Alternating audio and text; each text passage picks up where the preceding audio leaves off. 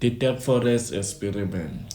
In a small town surrounded by hills, five boys often met by a river to talk about excitement plans. They were James, Marcus, Ethan, Owen, and Sam. They were best friends and always ready for an adventure. But there was one place no one dared to go, the Dark Forest. Everyone in town had terrible stories about it, but no one knew if they were true.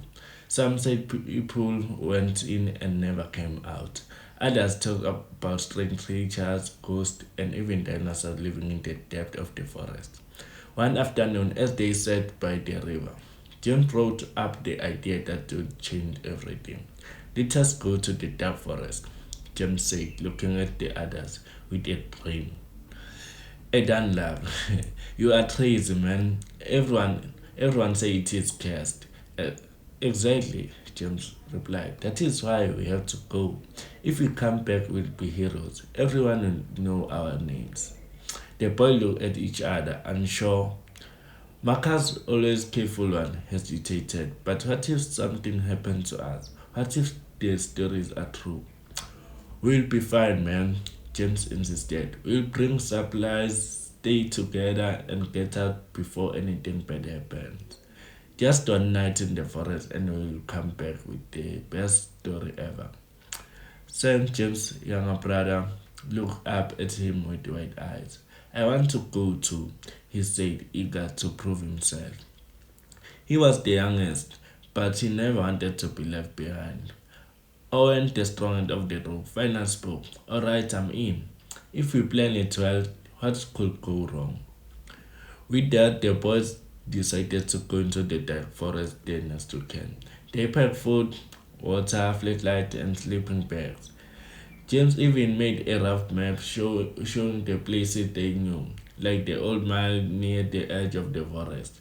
They agreed to head into the deepest part, camp for the night, and then return early in the morning. The night before they left, an old man in the town overheard their plans and approached them. You boys, into the forest? He asked, his voice sharply. Don't do it. The forest it takes people. The woods are cursed. It's not a place for kids like you. James smiled politely. We'll be fine. It is just a hike. The old man grabbed James by arm. His eyes widened. It is not just trees in there. There are things you will not believe. Stay away, or you might not come back. The boy silent for a moment, the old man's warning sinking in. But James shook his head and pulled away. We'll be fine, he said, leading the group into the forest, leaving the town and the warnings behind. As soon as they stepped into the dark forest, the air felt different. It was colder, and the sunlight barely broke through the thick canopy of trees. Everything was quiet, too quiet. The boys walked along a narrow path, their flashlight in their hands, even though it was still daytime. This place feels weird, it done muttered, like it is watching us. It's just a forest, James said, though he could not shake the feeling that something was off. The path became hard to follow as the underbrush grew thick. The underbrush grew thicker. The trees twisted into strange shapes, and their branches seemed to stretch out like arms. The deeper they went, the darker it became. By the time the sun started to set, they had only reached the middle of the forest. We should set up camp here, Owen suggested, pointing to a small clearing they found by a stream. Yeah, let us stop for the night, Marcus agreed. We don't want to be wandering around in the dark. They set up their tent and built a small fire. The fire warmth was comforting the cold, eerie forest. As they sat around it, eating their food, Marcus began to speak about the story they had heard. You know, some say the forest is haunted by the spirit of people who died here, he said. Tried for tried from long ago were killed here, and their ghosts still wander the woods. Treat, Eden said with a nervous laugh. Now I won't sleep at all. And what about the creatures? Sam asked quietly. Like the dinosaurs? Marcus nodded. Yeah, some people believe that there are things in here from another time, like dinosaurs and giant crocodiles. That is just a mind, Jim said, trying to sound brave. Ghost dinosaurs, it is all just made out to scare people. They talked late into the night, trying to laugh off their fears. But as the fire began to die down and the shadows grew longer, they all started to feel uneasy. We should get some sleep. Oh, and finally, we need to be rested for tomorrow. They climbed into their tent and soon the forest was quiet again, except for the occasional crack of a branch or rustling of a leaf. In the middle of the night, James woke up. He lay still a moment, listening. Something was not right. The air was colder than before, and there was a strange sound coming from the trees. It was low, like a roll, and it sent a chill down his spine. James sat up quickly and grabbed his flashlight. Owen, wake up! He whispered urgently. Owen groaned and rubbed his eyes. What is it? Listen, James said. They both stayed silent for a moment, straining their ears. The rolling sound came again, closer this time. That is not an animal we know, James said, fear creeping into his voice. He crawled out of the tent and shone flashlight into the darkness, but he could not see anything beyond the trees. What is going on? Ethan asked as he unzipped his tent, his voice full of nervous. There is something there, James replied. I heard it.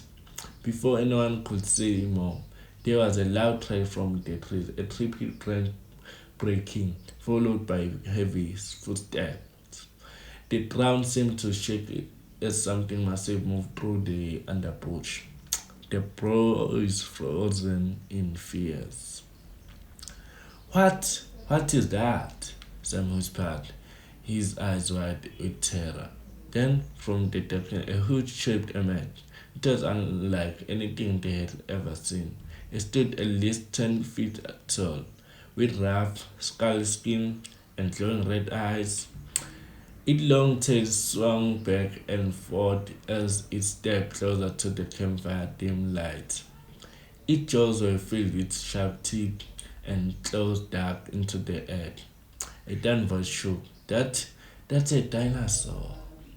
The creator let out deafening roar, shaking the trees around them.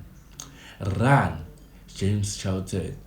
The boys bolted in different directions, taking over. Panicking, taking over. James grabbed Sam's arm and pulled him along as they sprinted away from the clearing. Behind them, the dinosaur trailed through the trees, its massive body breaking branches as it followed. Split up, Marcus shouted. It cannot follow of it cannot follow all of us. James, Sam, and Owen turned left, while Marcus and Adam ran right. The sound of the dinosaur's footsteps pounded in their ears, getting closer and closer. We have to hide, Owen yelled, pointing as he ran. They passed through a thick patch of bushes and slid down into a shallow ravine. James put Sam down with him, crouching behind a large rock. The dinosaur passed over them, its heavy breathing shaking the air. For a few moments, everything was still. It is gone, Sam whispered, his voice shaking. James nodded, though he was not sure. Stay quiet. We cannot let it see us. But just as they began to relax, another noise reached their ears. A low hissing sound, like something slithering through the water. James slowly turned his flashlight toward the stream and gasped. Crocodiles, huge ancient looking crocodiles, their eyes glowing in the darkness. They moved silently through the water, creeping closer. We are trapped, Owen whispered, his face his face pale with fear. The crocodile moved closer, their jaws snapping open and shut, ready to strike. James knew they could not stay there much longer, or the trees would surround them. "We have to move now," James whispered urgently. They trod carefully along the edge of the ravine, trying to stay out of the crocodile's sight. The creatures were slow, but there were too many of them. Every time one got too closer, James hit race faster. Finally, they reached a spot where the ravine sloped upward. James signaled for Sam and Owen to climb up, and they carefully pulled themselves out of the ditch. Just as they made it back onto the solid ground, a loud crash sounded behind them. The dinosaur was back. It had cycled around and was now charging toward them again, its massive legs shaking the ground. "We cannot outrun it," Owen yelled. "Then we hide," James said, scanning the forest for cover. There was an old hollowed out tree nearby. "In there," he shouted, pointing to it. The boys rushed toward the tree, scrambling inside just as the dinosaur's giant footsteps stomped down where they had been moments before. The tree tripped under the pressure, but it held. Inside the hollow trunk, the boys held their breath, praying the creature would not find them. For what felt like hours, the dinosaur sniffed around the tree, its claws tripping against the bark. Finally, after a long